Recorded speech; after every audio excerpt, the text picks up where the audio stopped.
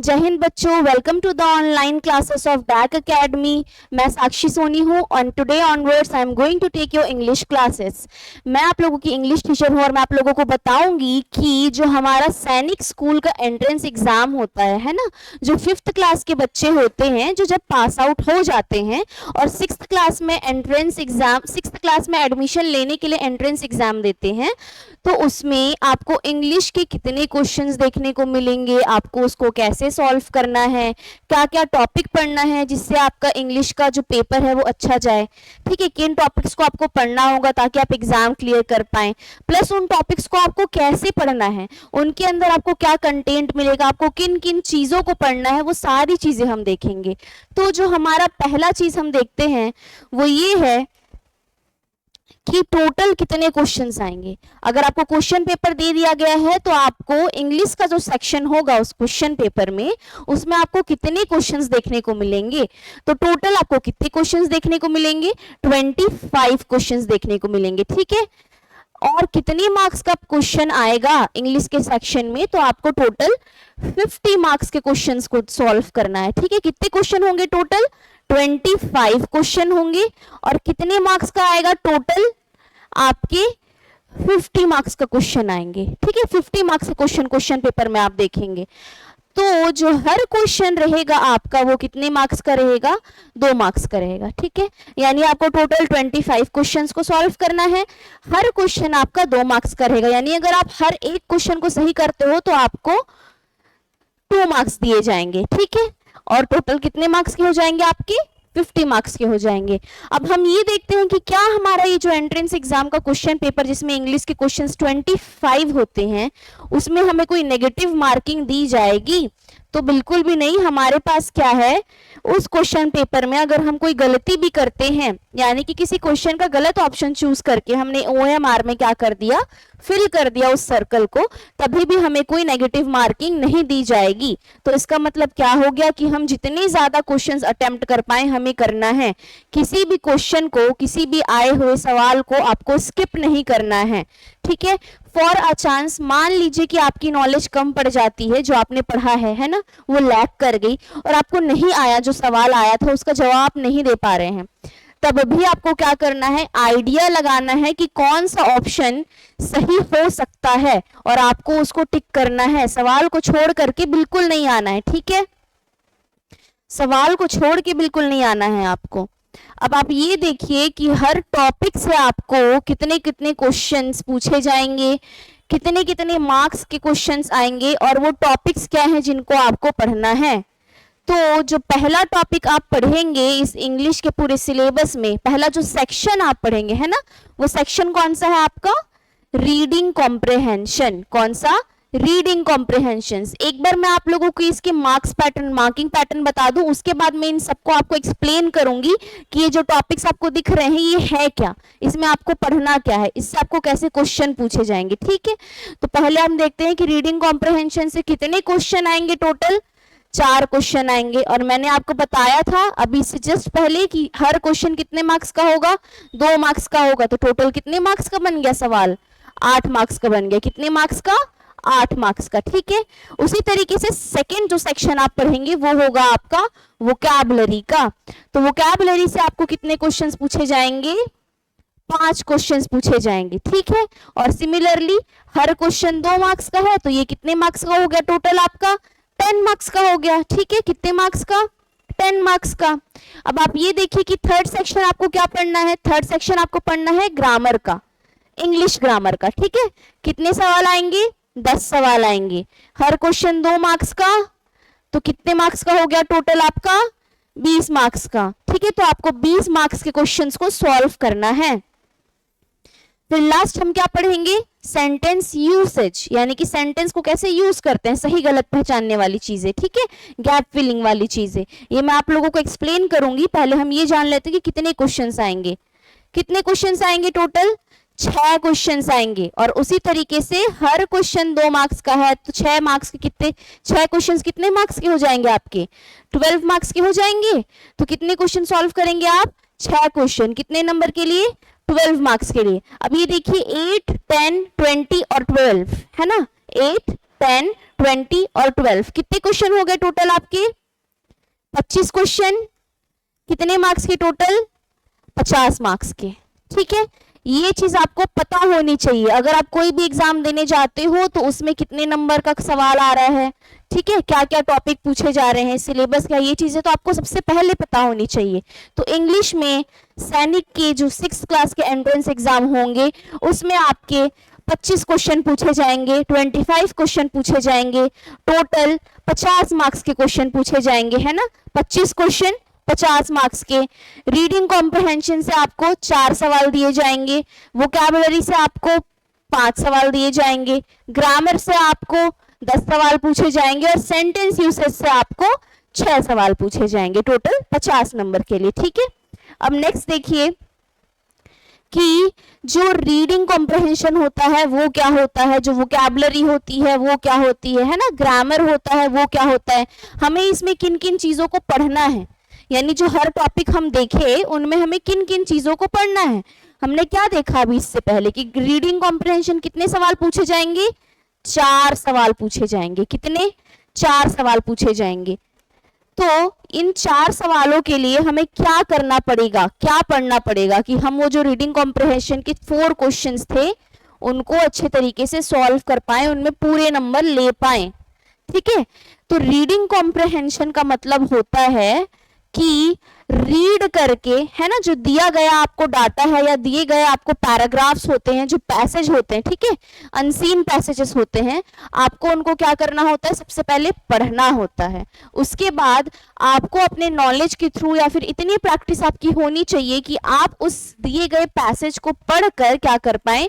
हिंदी में उसको समझ पाए। क्योंकि जब तक आप समझ नहीं पाएंगे कि वहां पर दिया क्या गया है, जो स्टोरी दी गई है मान लीजिए, या जो पैसेज, कोई अनसीन पैसेज दिया गया, अगर आप उसको नहीं समझ पाते हैं तो आप उसके सवाल नहीं बना पाएंगे, है ना, आप उसके सवाल को सॉल्व नहीं कर पाएंगे। तो इसमें क्या करना है आपको? रीडिंग कॉम्प्रहेंशन में जो शॉर्ट पैसेजेस आते हैं, कैसे पैसेजेस? शॉर्ट पैसेजेस, और वो अनसीन होते हैं, आप उसको क्या करेंगे? रीड करेंगे और क्या करेंगे? दिए गए एमसीक्यूज यानी कि ऑब्जेक्टिव क्वेश्चंस को सॉल्व करेंगे। ठीक है, इसमें आपके कैसे आएंगे क्वेश्चंस? देखिए 4 क्वेश्चंस आएंगे, ये तो हमें पता है। 8 नंबर के लिए हमें इसको सॉल्व करना है, ये भी हमें पता है। तो आपको क्या करेंगे? एक पैसेज दे दिया जाएगा, ठीक है, एक शॉर्ट पैसेज दे दिया जाएगा, कुछ 6-7 लाइनों का, कुछ 10-12 लाइनों का आपको एक पैसेज दे दिया जाएगा। उसके बाद आपको उससे रिलेटेड 2 या 4 सवाल पूछे जाएंगे। ठीक है, एक सवाल पूछ लिया गया आपसे एक सवाल पूछ लिया गया, यहाँ पर आपको एक क्वेश्चन दे दिया गया। ठीक है, उसके बाद आपको उसी क्वेश्चन के लिए 4 ऑप्शंस दे दिए जाते हैं। फिर आप क्या करेंगे? इस क्वेश्चन को रीड करेंगे और इस क्वेश्चन के रिगार्डिंग आपको जो सही आंसर लगेगा इन 4 ऑप्शन में से, ठीक है, आप क्या करेंगे? उस आंसर को पिक करेंगे और जो हमारी OMR शीट होगी, है ना, फर्स्ट क्वेश्चन के लिए आपको 4 ऑप्शन दिए गए थे इस तरीके से। तो मान लीजिए कि आपको लगता है कि इस दिए गए सवाल का, इस दिए गए क्वेश्चन का आंसर क्या है? फर्स्ट वाला है। तो आप क्या करेंगे? फर्स्ट वाले को यहाँ पर फिल कर देंगे अच्छे तरीके से। ठीक है, फर्स्ट वाले को आप फिल करेंगे तो हमारा ये जो रहेगा ये यहाँ पर सॉल्व हो जाएगा। इसी तरीके से सेकंड क्वेश्चन के लिए भी आपको ABCD करके 4 ऑप्शन दिए गए होंगे। ठीक है, यहाँ पर मान लीजिए क्वेश्चन 2 के लिए भी आपको ABCD दिए गए होंगे, उसमें आपको लगता है कि आपका आंसर C है, तो आप क्या करेंगे? C वाले को फिल कर लेंगे। ठीक है, इस तरीके से आपको क्या करना होता है? जो रीडिंग कॉम्प्रहेंशन के क्वेश्चन होते हैं उनको सॉल्व करना होता है। इसी तरीके से आपको देखने को मिलेगा जो आपका एग्जाम में क्वेश्चन पेपर आएगा उसमें आपको इसी तरीके से क्वेश्चन देखने को मिलेंगे। ठीक है, सेकेंड टॉपिक हमारा क्या था? वोकैबुलरी। और कितने नंबर के क्वेश्चन थे?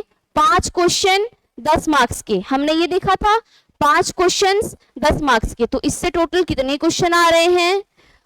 5 क्वेश्चंस आ रहे हैं। ठीक है, कितने क्वेश्चंस आ रहे हैं? 5 क्वेश्चंस आ रहे हैं। अब 5 क्वेश्चंस यानी कि 10 मार्क्स के लिए आपको क्या पढ़ना पड़ेगा? वोकैबुलरी को पढ़ना पड़ेगा। वोकैबुलरी क्या होती है कि जितने भी वर्ड्स होते हैं, ठीक है, या तो उस वर्ड के जैसा कोई और वर्ड होगा जिसकी मीनिंग बिल्कुल सेम होगी, जो वर्ड आपको दिया गया है उसी की जैसा मीनिंग होगा उसका, या फिर क्या होगा, एकदम अपोजिट मीनिंग का वर्ड होगा। ठीक है, तो जो सेम मीनिंग वाले वर्ड होते हैं जिनको हम साइनोनिम्स कहते हैं, क्या कहते हैं, साइनोनिम्स कहते हैं। और जो अपोजिट मीनिंग वाले वर्ड्स होते हैं जिनको हम एंटोनिम्स कहते हैं। ठीक है, तो आपको क्या करना है, इसमें वोकैबुलरी के सेक्शन में आपको साइनोनिम्स को पढ़ना है, एंटोनिम्स को पढ़ना है, मीनिंग्स को पढ़ना है और स्पेलिंग को पढ़ना है। ठीक है, जैसे मान लीजिए अगर आपसे पूछता है, अगर आपसे सवाल आए साइनोनिम ऑफ सैड, ठीक है, आपको क्या क्वेश्चन दे दिया जाएगा, साइनोनिम ऑफ सैड, और आपके पास 4 ऑप्शंस होंगे।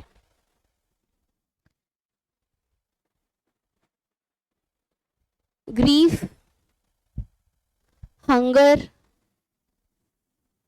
Sorrow, guilt.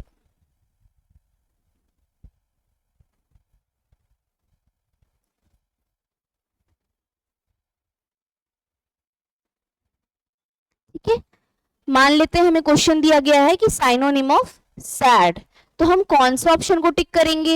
हैप्पी का मतलब तो खुश होता है, साइनोनिम्स का मतलब मैंने क्या बताया कि आपको सेम मीनिंग वाले वर्ड को सेलेक्ट करना है, यानी कि एक ऐसे वर्ड को सेलेक्ट करना है जिसका मीनिंग दिए गए वर्ड के साथ एकदम मैच करे। ठीक है, एकदम सेम होना चाहिए। तो क्या हैप्पी का मतलब सैड होता है, नहीं होता है। क्या हंगर का मतलब सैड होता है, नहीं, हंगर का मतलब तो भूख होता है। क्या सॉरो का मतलब सैड होता है, क्या गिल्ट का मतलब सैड होता है, नहीं, गिल्ट का मतलब तो पश्चाताप होता है ना, हम जो कुछ करते हैं और उसके बाद हमें क्या होता है, पश्चाताप होता है, रियलाइज होता है किसी चीज को हमने गलत कर दिया तो उसको हम गिल्ट कहते हैं। तो क्या सॉरो का मतलब सैड होता है, जी हाँ, तो सॉरो का मतलब होता है दुख। तो इन चारों में से सबसे ज्यादा सेम मीनिंग वाला कौन सा वर्ड लगा आपको, सॉरो। ठीक है, तो आंसर क्या हो गया, सी हो गया। तो इसी क्वेश्चन के लिए आपको क्या करेगा, फिर ओएमआर शीट में दिया गया है ऑप्शन, आपको कौन से को सर्कल करना है, कौन से को कलर करना है, सी वाले को करना है। इस तरीके से आपको सवाल पूछे जाते हैं। ठीक है, साइनोनिम्स और एंटोनिम्स में आप क्या करेंगे, जैसे साइनोनिम के एग्जांपल में मैंने आपको बताया कि सेम मीनिंग वाले वर्ड को आप सेलेक्ट करेंगे। एंटोनिम्स में आपको क्या करना है, अपोजिट मीनिंग वाले वर्ड को सेलेक्ट करना है, यानी कि एक ऐसे वर्ड को सेलेक्ट करना है उन 4 ऑप्शंस में से जिसका मीनिंग दिए गए वर्ड के बिल्कुल अलग हो। ठीक है, एकदम विपरीत हो, एकदम अलग हो। ठीक है, फिर आपको वर्ड मीनिंग्स पूछ सकता है। ठीक है, वर्ड मीनिंग्स, जैसे मान लीजिए जो अभी पिछला क्वेश्चन था साइनोनिम्स ऑफ सैड, उसमें अगर आपको लिख दे कि मीनिंग ऑफ सैड इज, तो आपको जो 4 ऑप्शंस थे उसमें से आप सॉरो को सेलेक्ट करते, क्योंकि सैड का मीनिंग क्या होता है, सॉरो होता है। मीनिंग हो या ना हो, लेकिन उन चारों ऑप्शंस में से सबसे ज्यादा मिलता जुलता आपको जो मीनिंग दिखाई देगा आप उसको सेलेक्ट करेंगे। ठीक है, आप उसको सेलेक्ट करेंगे। फिर स्पेलिंग में आपको क्या करना है, किस तरीके से क्वेश्चन पूछे जाएंगे, देखिए, जैसे मान लीजिए आपको क्वेश्चन में पूछ दिया जाए करेक्ट स्पेलिंग ऑफ फ्यूचर। ठीक है, ये आपको दिख रहा है कि फ्यूचर की स्पेलिंग ऐसे तो नहीं होती है, ये तो गलत स्पेलिंग है। तो आप क्या करेंगे, जो आपको 4 ऑप्शंस दिए गए होंगे उसमें से जो सही होगा आप उसको क्या करेंगे, सेलेक्ट करेंगे, है ना।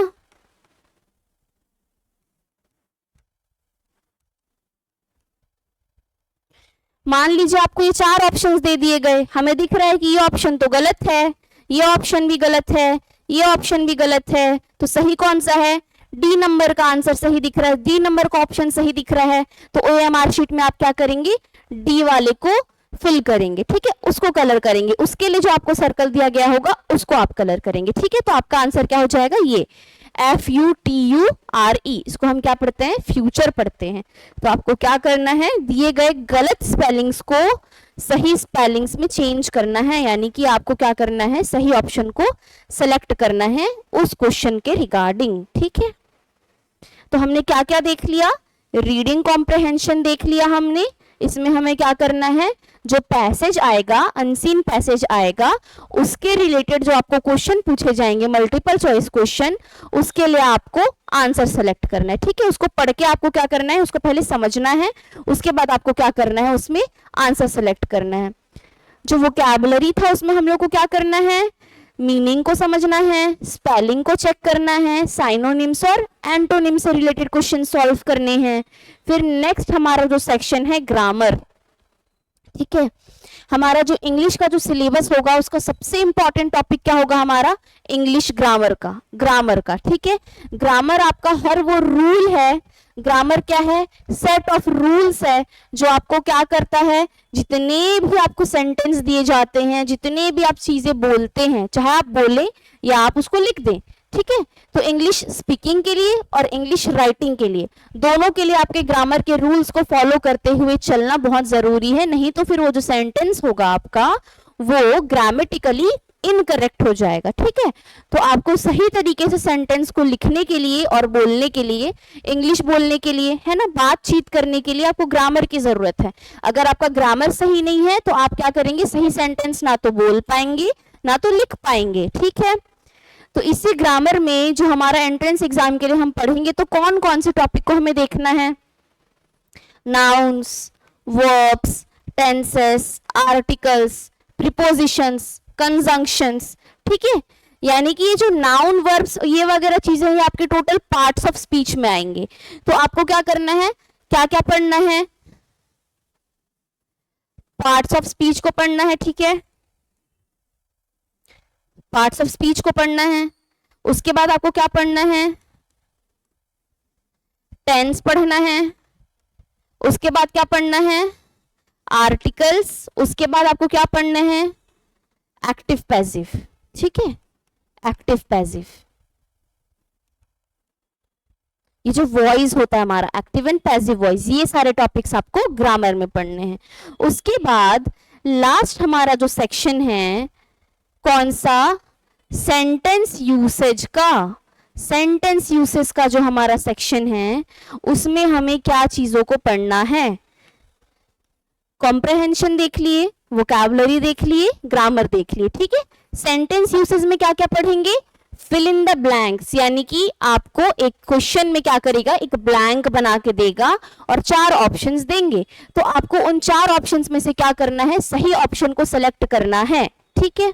उसके बाद आपको करेक्शन यानी कि आपको क्या करेगा, जैसे एक स्पेलिंग एरर होता है उसी तरीके से एक सेंटेंस एरर होता है। तो अगर आपको ग्रामर के रूल्स पता होंगे तो आप क्या कर पाएंगे, उस सेंटेंस में गलती ढूंढ पाएंगे, ठीक है। फिर जम्बल्ड सेंटेंसेस, यानी कि आपको 4-5 सेंटेंसेस को अलग अलग करके लिख के दे दिया होगा, फिर आपको क्या बोलेगा कि इनको आपको क्या करना है, सही ऑर्डर में अरेंज करना है कि पहला कौन सा सेंटेंस आना चाहिए, दूसरा कौन सा सेंटेंस आना चाहिए, तीसरा कौन सा सेंटेंस आना चाहिए, ठीक है। आपको क्या करना है, इनको अरेंज करना है। जो रीअरेंजिंग सेंटेंस होते हैं वो आपके इसमें आते हैं, ठीक है। यहां तक क्लियर है ना। नेक्स्ट हम क्या पढ़ेंगे, देखिए,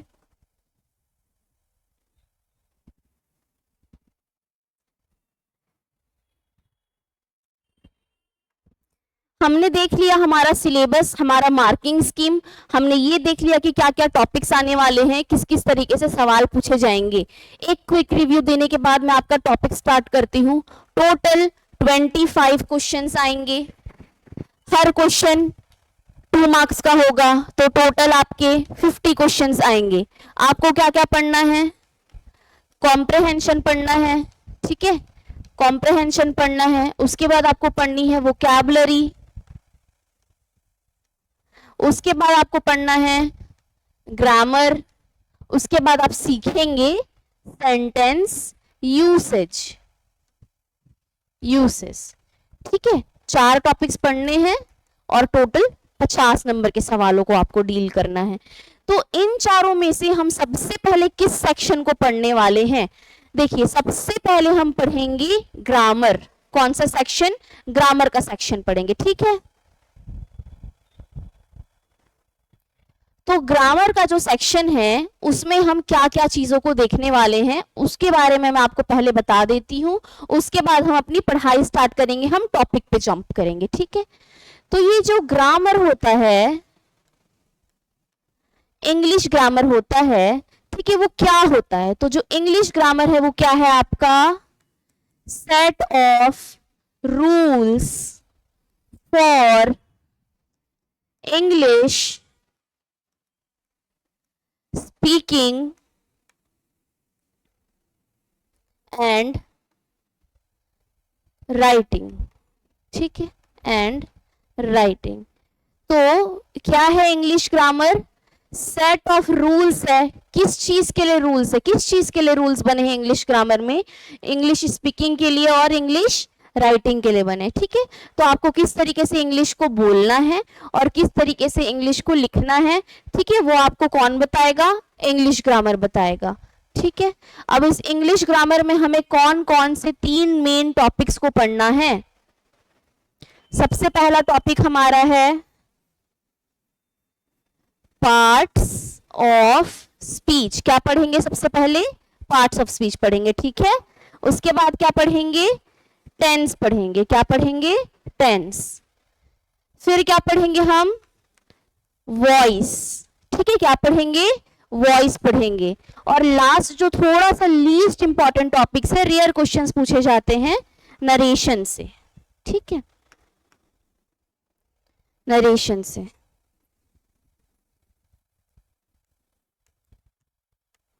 ठीक है, हमें ये चारों टॉपिक को क्या करना है? इंग्लिश ग्रामर में पढ़ना है, ठीक है। देखिए पहला टॉपिक क्या था हमारे इंग्लिश ग्रामर का? मैंने क्या बताया? पहला टॉपिक क्या है ग्रामर का? पहला टॉपिक क्या है? पार्ट्स ऑफ स्पीच था, है ना? पार्ट्स ऑफ स्पीच, ठीक है। अब इन पार्ट्स ऑफ स्पीच में मैं आपको बता दूं टोटल 8 पार्ट्स होते हैं। कितने पार्ट्स होते हैं? 8 पार्ट्स होते हैं। सबसे पहले तो हमने ये जान लिया कि पार्ट्स ऑफ स्पीच में कितने पार्ट्स होंगे? आपके 8 पार्ट्स होंगे। अब हम ये जानते हैं कि ये पार्ट्स ऑफ स्पीच है क्या। तो 2 वर्ड्स होते हैं आपके। पहला जो वर्ड होता है वो होता है स्पीक, ठीक है, जिसका मतलब क्या होता है? बोलना, ठीक है। दूसरा जो हमारा वर्ड है वो है हमारा स्पीच। कौन सा? स्पीच। स्पीच का मतलब क्या होता है? जो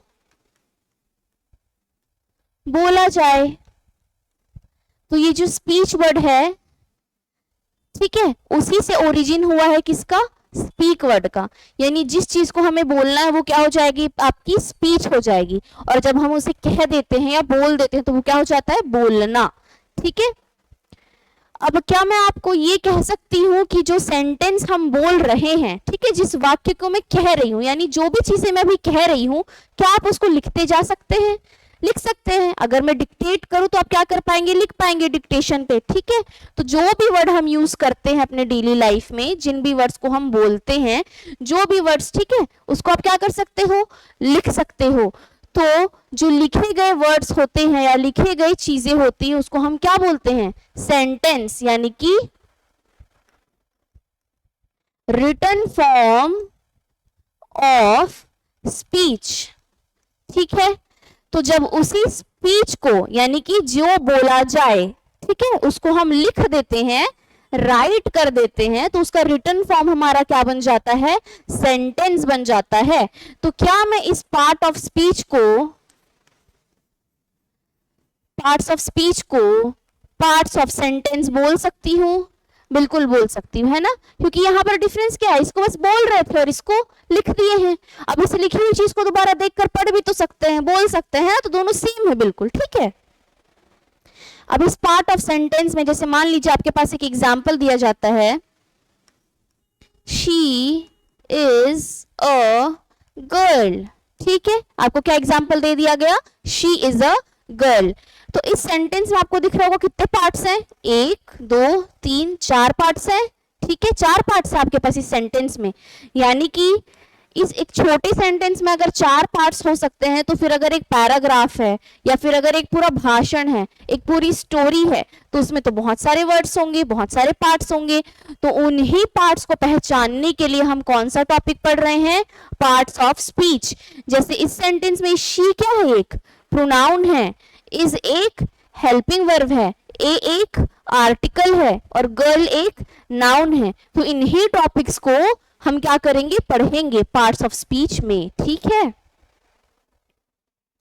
तो देखिए पार्ट्स ऑफ स्पीच, ठीक है, कितने पार्ट्स थे पार्ट्स ऑफ स्पीच में? 8 पार्ट्स थे। हम पहले जानते हैं कि 8 पार्ट्स कौन कौन से होते हैं। तो जो हमारा पहला पार्ट होता है पार्ट्स ऑफ स्पीच का, वो क्या है? नाउन है। दूसरा क्या है? प्रोनाउन है। ठीक है। तीसरा क्या है? वर्ब। और फोर्थ एडवर्ब। फिफ्थ पार्ट हमारा क्या है? एडजेक्टिव। एडजेक्टिव। सिक्स्थ पार्ट है प्रीपोजिशन। सेवेंथ पार्ट है कंजंक्शन। और एट्थ और लास्ट पार्ट हमारा क्या है? इंटरजेक्शन। जिस ऑर्डर में मैंने आपको लिख करके बताया है आपको वैसे ही याद रखना है, तो आप लंबे समय तक याद रख पाएंगे और जल्दी याद कर पाएंगे। आप भूलेंगे नहीं, है ना? नहीं तो फिर क्या होता है, बाद में 8 पार्ट्स में कंफ्यूज हो जाता है, कुछ याद रहता है कुछ याद नहीं रहता है। तो जिस तरीके से मैंने लिखवाया आपको वैसे याद रखना है। आपको क्या करना है? नाउन और प्रोनाउन को साथ में बोल के याद करना है। नाउन प्रोनाउन, ठीक है। उसके बाद वर्ब एडवर्ब, ठीक है। Verb adverb. नाउन में सिर्फ प्रो ऐड कर दिया गया, वर्ब में सिर्फ ऐड कर दिया गया, ठीक है। तो नाउन प्रोनाउन वर्ब एडवर्ब। और एडजेक्टिव को आप क्या करेंगे? अलग से याद करेंगे, ठीक है।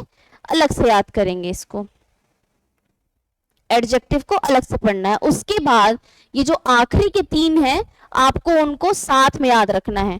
प्रीपोजिशन, कंजंक्शन, इंटरजेक्शन, ठीक है। तो noun pronoun verb adverb adjective preposition conjunction interjection, इसी तरीके से आपको भी याद रखना है, ठीक है।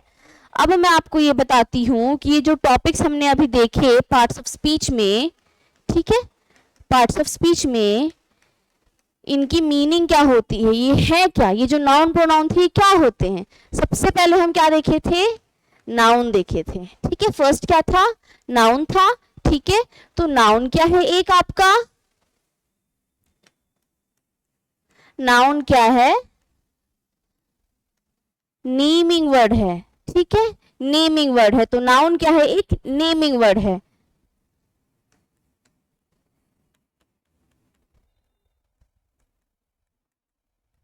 It gives or is used as a name of, used as the name of a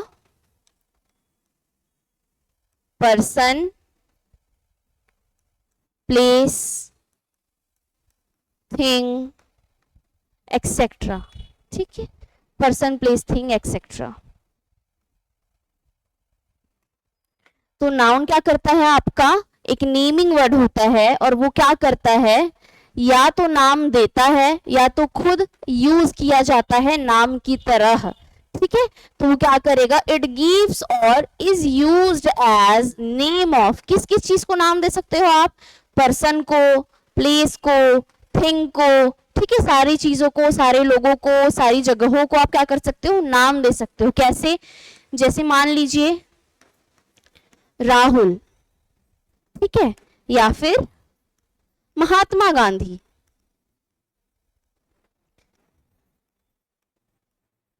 तो महात्मा गांधी क्या है? एक पर्सन है, एक इंसान है, ठीक है। तो उनको हमने क्या नाम दे दिया? महात्मा गांधी।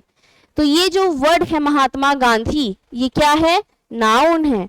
उसी तरीके से एक वर्ड मैंने यूज किया राहुल, क्या करने के लिए? एक पर्सन, कौन से पर्सन? एक लड़के को, है ना। पर्सन लड़का और लड़की दोनों हो सकते हैं, ठीक है। मेल फीमेल दोनों हो सकते हैं, मैन और वुमन दोनों हो सकते हैं। तो उसमें से एक लड़के को नाम देने के लिए मैंने कौन सा वर्ड यूज किया? राहुल। तो ये वर्ड क्या हो जाएगा? राहुल आपका नाउन हो जाएगा। उसी तरीके से मान लीजिए अगर मैं बोल दूं बिलासपुर, ठीक है, बिलासपुर।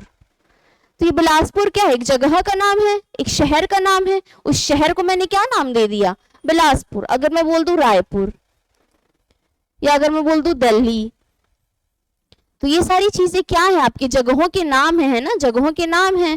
तो इसीलिए इनको क्या बोलेंगे हम? नाउन बोलेंगे, जो क्या कर रहे हैं? आपके जगहों को नाम दे रहे हैं।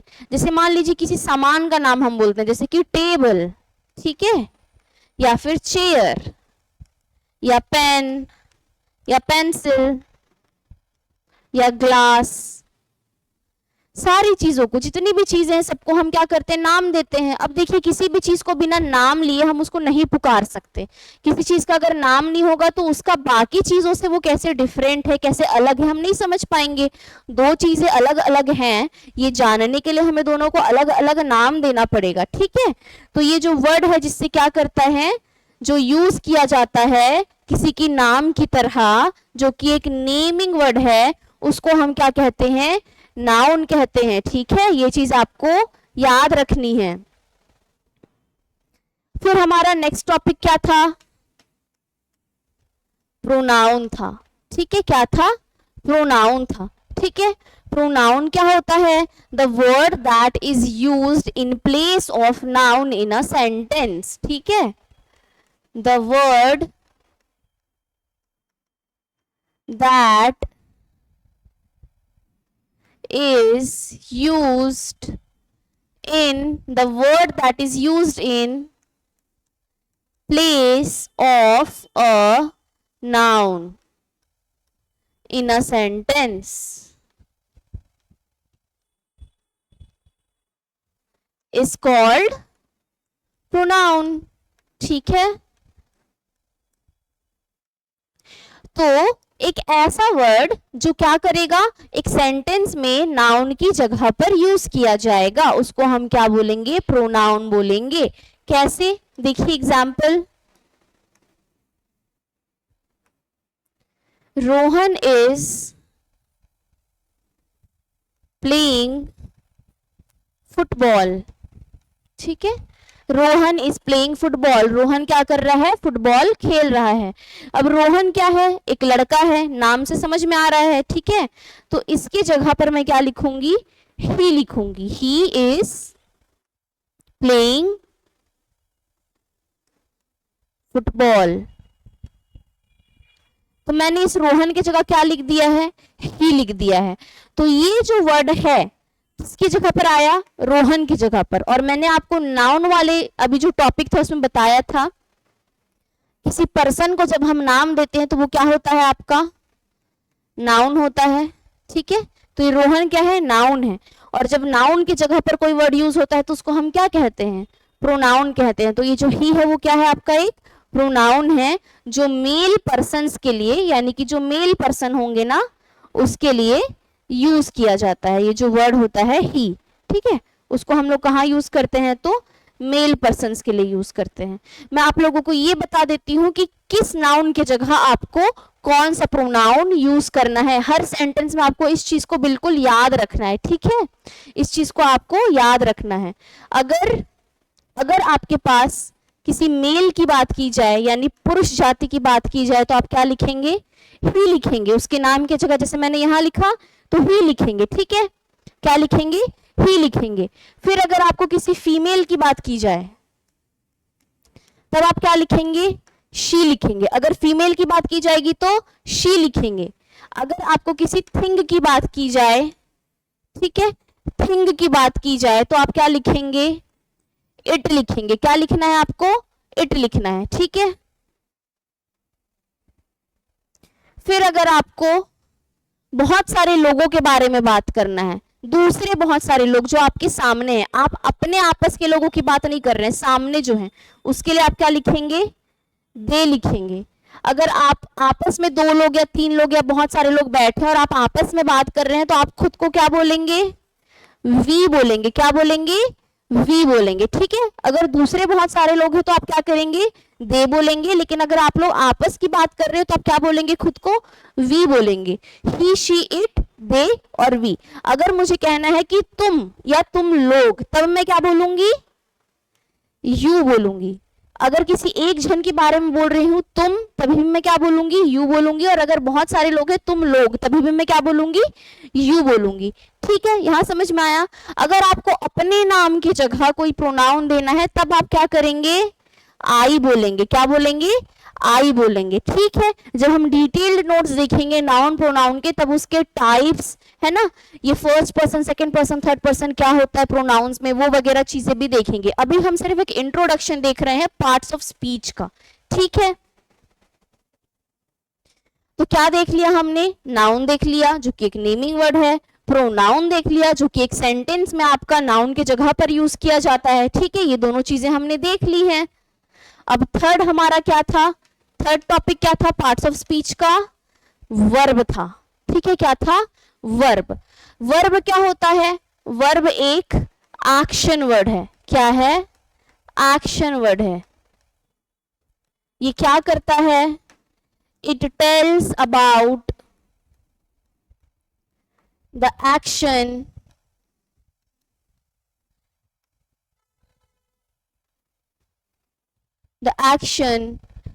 of the doer in a sentence, of the doer in a sentence। ठीक है, तो एक सेंटेंस में जो डूअर होता है, डूअर को हम हिंदी में क्या बोलते हैं, कर्ता, कर्ता। ठीक है, या फिर काम करने वाला। तो उस सेंटेंस में जो भी काम हो रहा होगा उसको कौन करेगा, कर्ता, है ना, यानी कि डूअर। ठीक है, जैसे एग्जाम्पल के लिए देख लीजिए,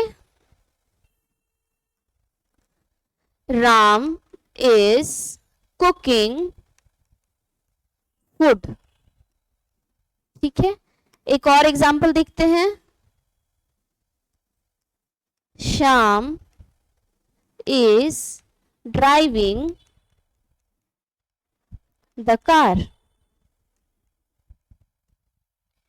इस सेंटेंस में राम इज कुकिंग फूड। ठीक है, इस सेंटेंस में हमारा डूअर कौन है, पहले तो काम क्या हो रहा है, खाना पकाने का काम हो रहा है। कौन कर रहा है खाना पकाने का काम, कौन बना रहा है खाना, राम बना रहा है। तो राम क्या है हमारा, डूअर है। राम क्या है, डूअर है, जो क्या काम कर रहा है, खाना पकाने का। खाना को क्या कर रहा है, पका रहा है, और पकाना क्या है, काम होता है ना। तो हमारा वर्ब क्या हो जाएगा इसमें, कुकिंग। तो ये कुकिंग क्या हो जाएगा, हमारा वर्ब हो जाएगा। इस वर्ड से हमें क्या समझ में आया कि क्या हो रहा था, खाना पकाया जा रहा था, किसके द्वारा, डूअर के द्वारा। ठीक है, तो हमारा खाना पकने का जो काम है हो रहा है वो क्या हो जाएगा, हमारा वर्ब हो जाएगा। ठीक है, यहां पर ये जो वर्ब है कुक। ठीक है, वर्ब क्या है आपका, कुक, जिसके साथ आपको आईएनजी जोड़ दिया गया है। ठीक है, ये हम चीज टेंस में पढ़ेंगे कि किसी वर्ब के साथ आईएनजी कैसे जुड़ जाता है और क्यों जुड़ जाता है। अभी हमें बस ये जानना है कि जो कुक है, जिसका मतलब क्या होता है, पकाना।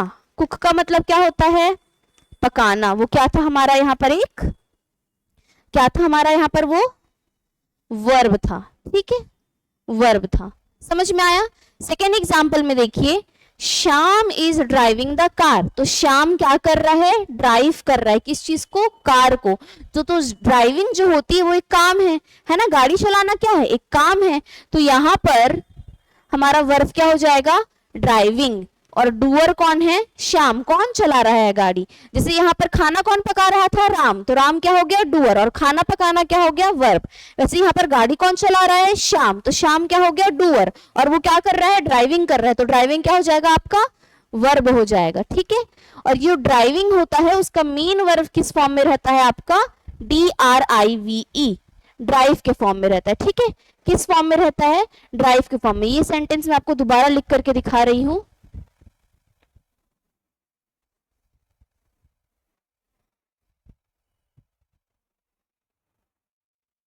पहला सेंटेंस क्या था, राम इज कुकिंग फूड। तो कुकिंग का जो कुक है वो हमारा क्या था, वर्ब था, और राम क्या था, डूअर था।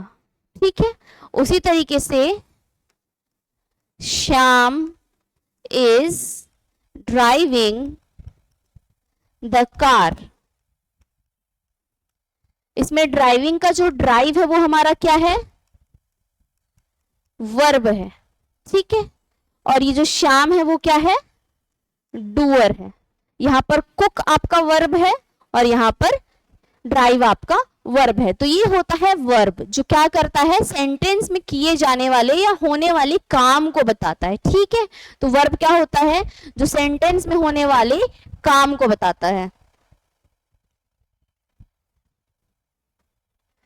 तो हमने क्या क्या टॉपिक्स को देख लिया आज, एक बार देख लेते हैं, है ना। ज्यादा पढ़ने से अच्छा है कि जो टॉपिक्स चल रहे हैं उनको रिवीजन करते चले ताकि प्रैक्टिस होती जाए हमारी, है ना। तो सबसे पहले हमने क्या देखा कि इंग्लिश क्या होती है, टाइप ऑफ लैंग्वेज होती है, ठीक है, हमने ये देखा था।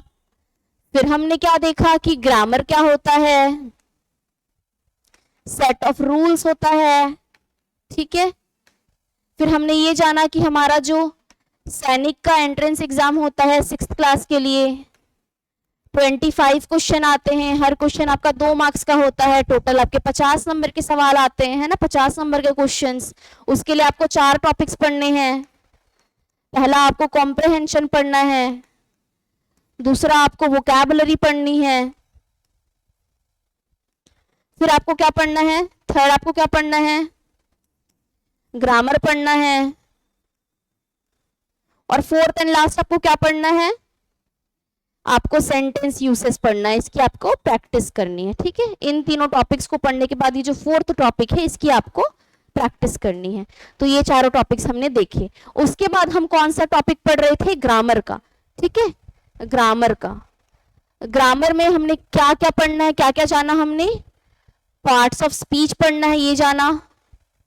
उसके बाद क्या जाना हमने कि हमें किस चीज की पढ़ाई करनी है, टेंस की, उसके बाद वॉइस की, और उसके बाद नरेशन की, ठीक है। ये चीजें हमने जानी। फिर पार्ट्स ऑफ स्पीच में हमने कितने पार्ट्स देखे, 8 पार्ट्स देखे। पार्ट्स ऑफ स्पीच में कितने पार्ट्स देखे थे, 8 पार्ट्स देखे थे।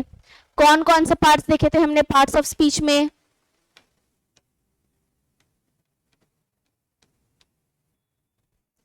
पार्ट्स ऑफ स्पीच में हमने कौन कौन से पार्ट्स देखे थे, 8 पार्ट्स। पहला नाउन, दूसरा प्रोनाउन, तीसरा वर्ब, फोर्थ एडवर्ब, ठीक है, वर्ब और एडवर्ब। फिर फिफ्थ क्या था, एडजेक्टिव, जिसको अलग से पढ़ना था ना, कैसे पढ़ना था, नाउन प्रोनाउन वर्ब एडवर्ब फिर एडजेक्टिव। उसके बाद लास्ट की 3 जो साथ में पढ़ने थे वो क्या थे आपके,